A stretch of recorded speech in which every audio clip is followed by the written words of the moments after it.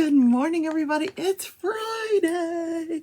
You know what that means. Welcome to another edition of Crafting and Crime Daily, the show where I recap live trials, currently covering the trial of Lori Vallow Daybell. Yes, very interesting. 8 witnesses were on the stand yesterday, and we'll get to that.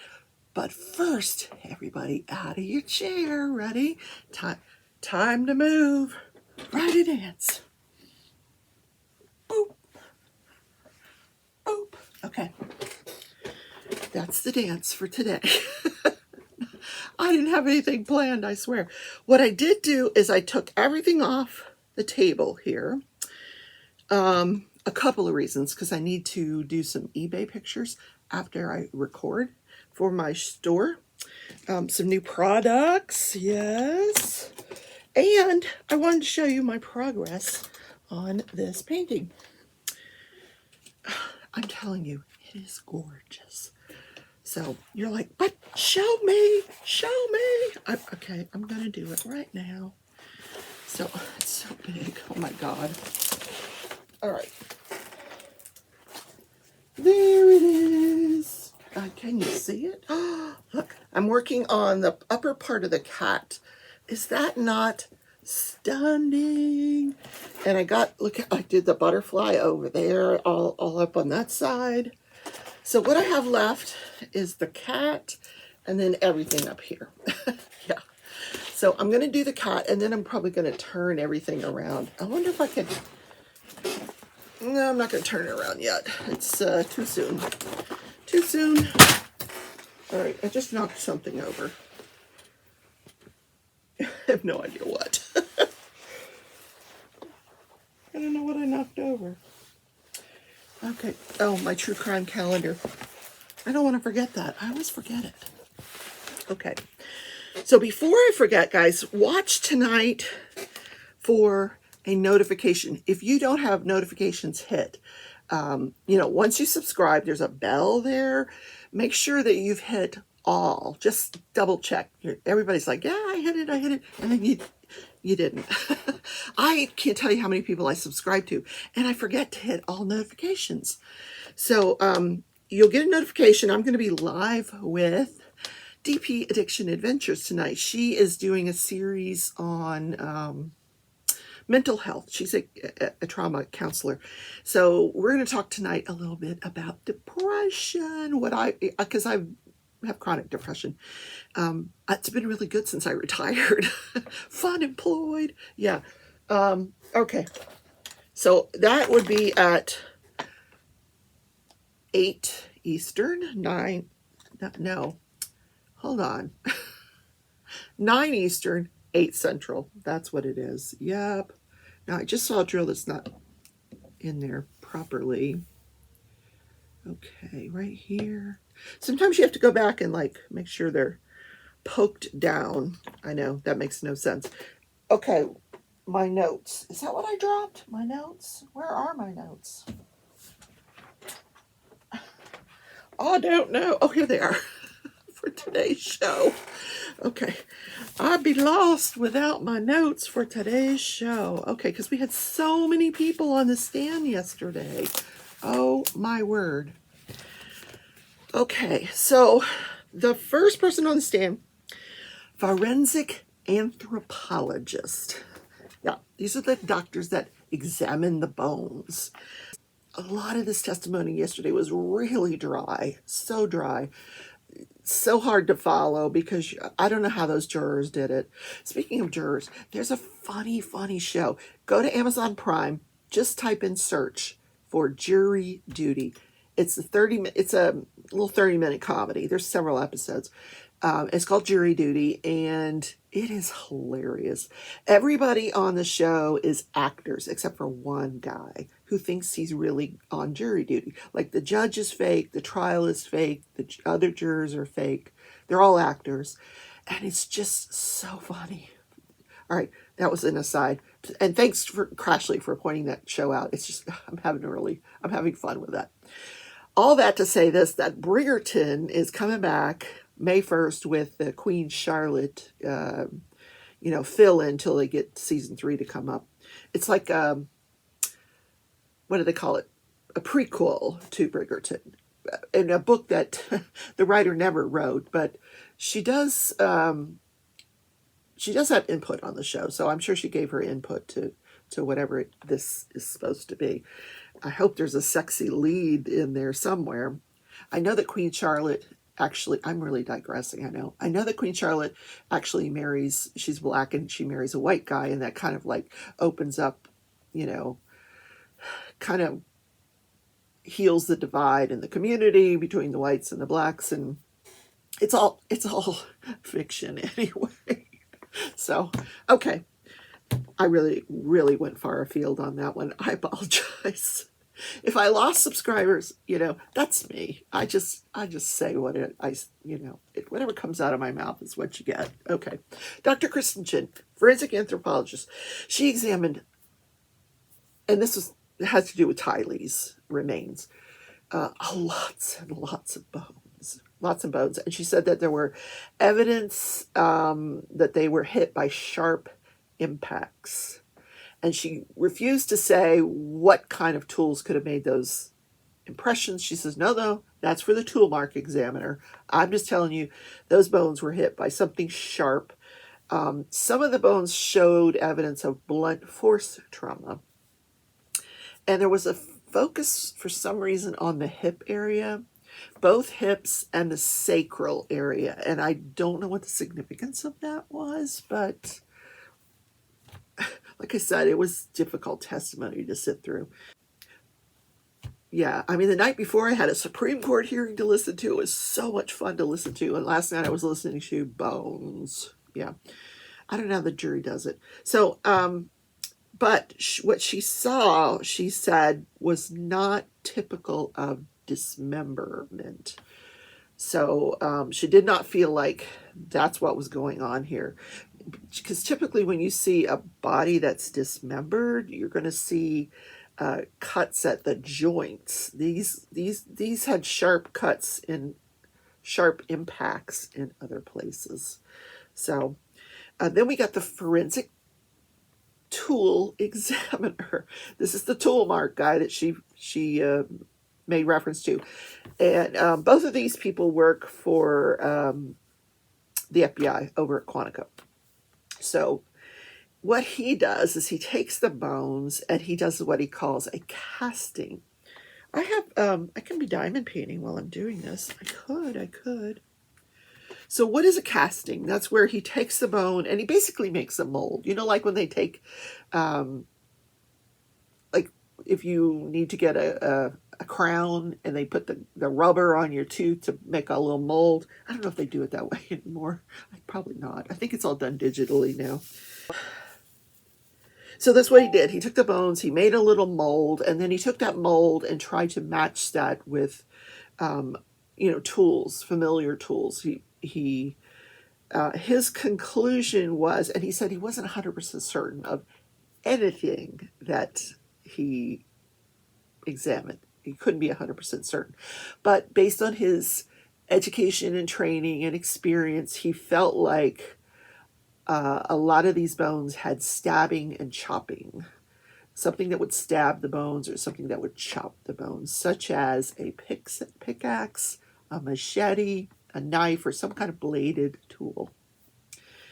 And then he's like, from right to left and another really boring testimony. And he was on the stand for a couple of hours. Oh my God.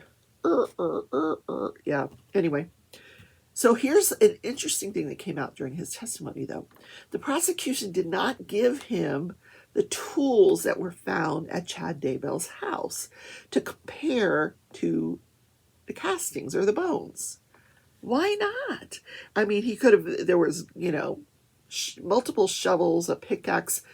He said, I would have done it, but nobody gave me the tools. Did you ask for them?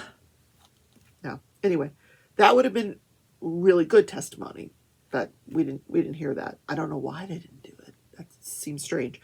And the next witness came from the Idaho State Police Lab, David Sensorbo.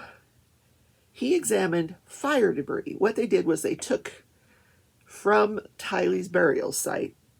So this included flesh and dirt and put it into a pint-sized jar, sent it to him, and he examined it. And his conclusion was that there was gasoline in there. So they had attempted to burn her using gasoline. Or ignite the fire with gasoline. Okay, so only 5 more witnesses to go, guys. Stick with me. Okay, next is from the Idaho Police Forensic Lab, Riley Nolan. He took various body parts. My nose is itching. I'm going to come into some money. I don't think that's what it means. All right, Riley Nolan. He took parts from JJ's body and Tylee's body, like ribs and molars, and he was able to extract DNA. And from Tylee, compared to Lori's DNA, he was 99.999% sure that Lori is the mother of Tylee. We already knew this. I don't know why you had to prove that for the jury, but and JJ 99.999% positive that Dennis Trahan was his father. And Dennis Trahan is the son of Kay Woodcock, who is, the grandmother. Well, she is the grandmother, but she's the one that she and Kay and Larry Woodcock actually took custody of the baby after JJ after he was born, because Dennis and his girlfriend were not fit to be parents. So, and then later on, the Lori and Charles adopted JJ from Kay and Larry, with the caveat that Kay and Larry could remain as grandparents to JJ. Now, Charles is related to Kay, I think. I think it's her brother. What a tangled web. Anyway, I'm not sure why we needed that evidence, but next person on the stand, Catherine Dace. She's a biologist with the Idaho State Police. She tested substances on 18 different tools that were found at Chad Daybell's property. Multiple shovels, pickaxe, some plastic that was found there. The plastic had blood on it. The shovels had blood on it. So she tested all of it, and some stuff there was nothing on there, but there were stuff that had blood, presumptive positive blood on there, and she did find DNA from Tylee on one of the shovels. Then the next person to testify was Tara Martinez, also from the Idaho State Police, forensic scientist. She does latent fingerprints. And I'm not diamond painting, am I? Which one is this? Okay, this one.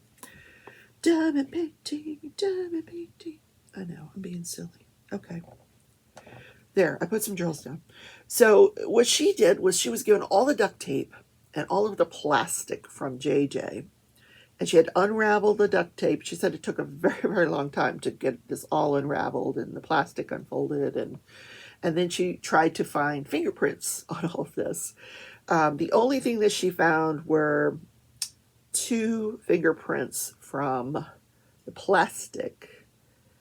And so one was faded and one was pretty strong, but they both came back to Alex Cox. Yeah. Oh, Alex, man, I don't know if he hadn't died, I would just love to hear what he has to say about this whole thing. Like, was he just duped into all of this, just same as all these other followers, like this? It was kind of like a cult. Not as large as some of the cults that we were familiar with, but I think Lori and Chad had such influence over him with this whole second coming thing that he just went along with it. I don't know. But all of these people testified, and there was really nothing to tie Lori and Chad to any of this. Like, they didn't find their fingerprints on anything, you know. I just think they influenced Alex to do it. I've always thought that Alex committed these murders. I've always thought that. But I think it was at the behest of Lori and Chad. That there's no doubt in my mind this was a conspiracy. And Lori thought, you know, I'll just sit back and let these guys do it. Alex will do it for me and I won't go to jail. I don't even think she thought about jail. She thought she was, you know, ushering in the second coming of Jesus, and she had to get rid of the demons before he could come back. And I don't know. Next person on the stand, Chuck Considas. This was interesting testimony. He figured out somehow that over this property there's a satellite, and he contacted the satellite company and asked if they had any images of this particular property, and they did. They had images from September 9th at 12:32 p.m. So now we believe that, or the police believe that overnight from the 8th to the 9th, early morning, is when J.J. Vallow was killed and buried. So I would love to see this satellite image. Yeah, I just, it's terrible that we just get audio because I really want to see this image. He also had images from the week before. He also had images from September 21st, which was the day before they think, okay, I'm saying that wrong. September 9th, which one was killed first? Tylee. So between the 8th and the 9th, early morning, was Tylee. And then September 22nd was JJ. So they have images from the 21st, the day before JJ, and October, an image. How cool is that? See, you can't get away with anything anymore because your cell phone's going to give you away. Now we got satellites up there taking pictures of us. Like they probably saw me walking the dog this morning. Yeah. Be careful, guys. Plan your crime out very, very carefully, okay? Figure out where the satellite is. Okay. Then the last person on the stand, oh my gosh, this was really, really moving. She was only on the stand for like 15 minutes. Samantha William, it's spelled G. William, I guess that's how you pronounce it. She is Tammy's sister, and oh my God, just gut-wrenching testimony. They were very, very close, and growing up, she knew Chad because, you know, he lived in their neighborhood, and she went to school with Chad's brothers. Chad was older. But she said he treated Tammy really, really nicely. You know, they had a really beautiful wedding, and they lived a few blocks from one another. Chad became friends with her husband, and they would get together, you know, quite often. But then Chad encouraged Tammy to move to Idaho. They had 5 children together.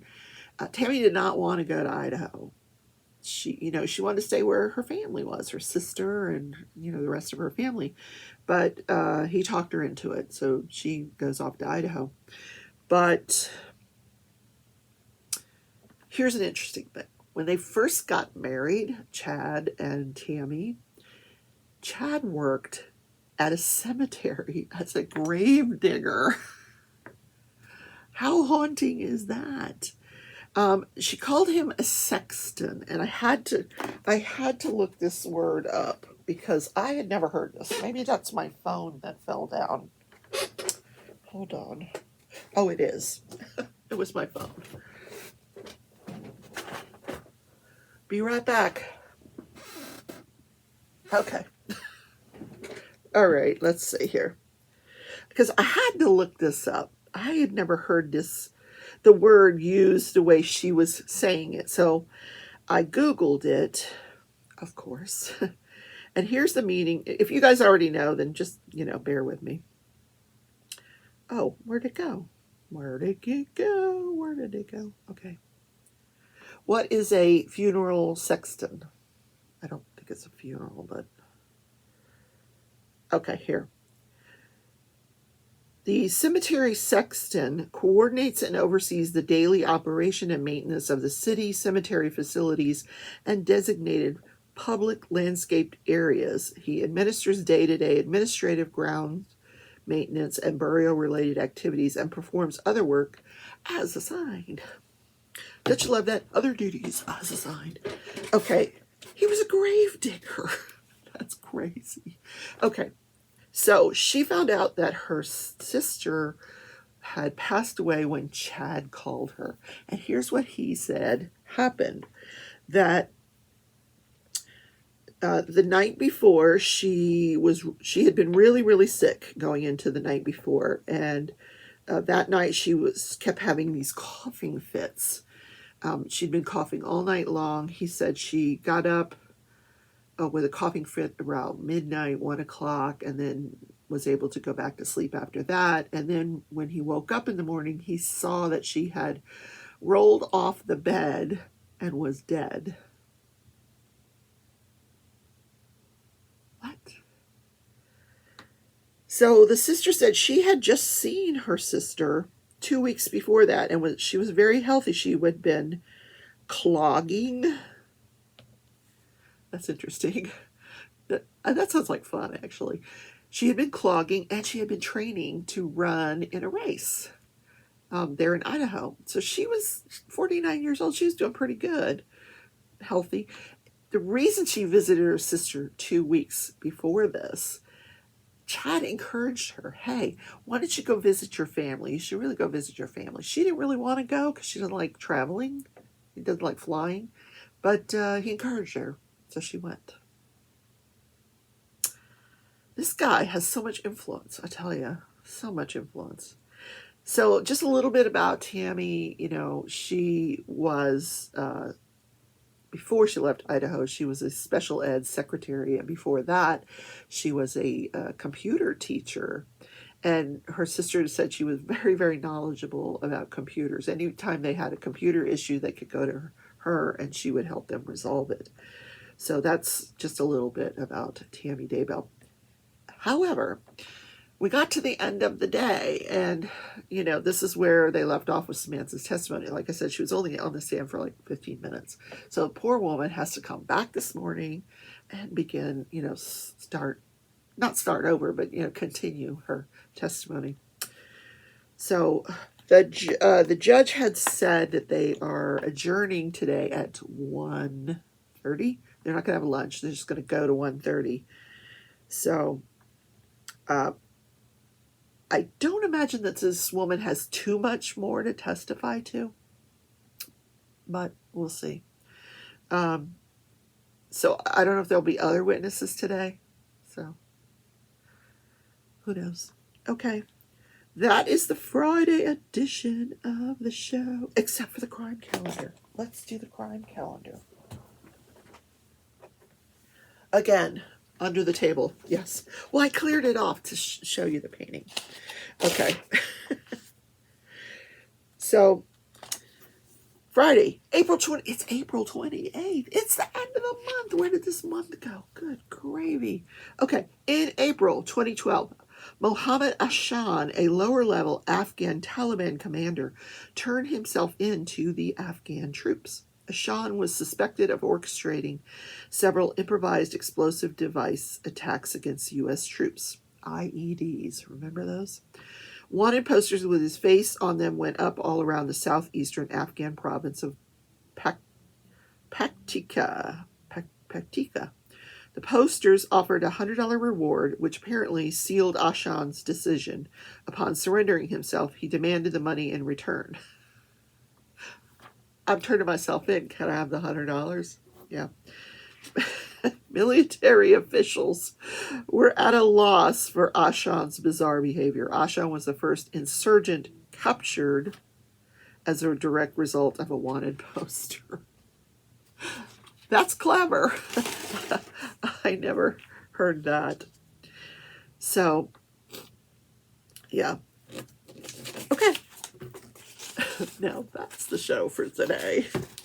So don't forget, I'll be on a show tonight, DP Addiction Adventures, but I'm going to be streaming it on my channel as well. So if you get a notice pop up on my channel, that's what it is. I'm going to be live with her, and you can watch it on my channel. So have a great day, everybody. Have a great weekend. I'll be live 11 a.m. Central to Sunday. And tomorrow I'm going to do the continuation of the Lucy Letby trial that's going on in the UK. Yeah, still going on. All right, guys, have a great weekend.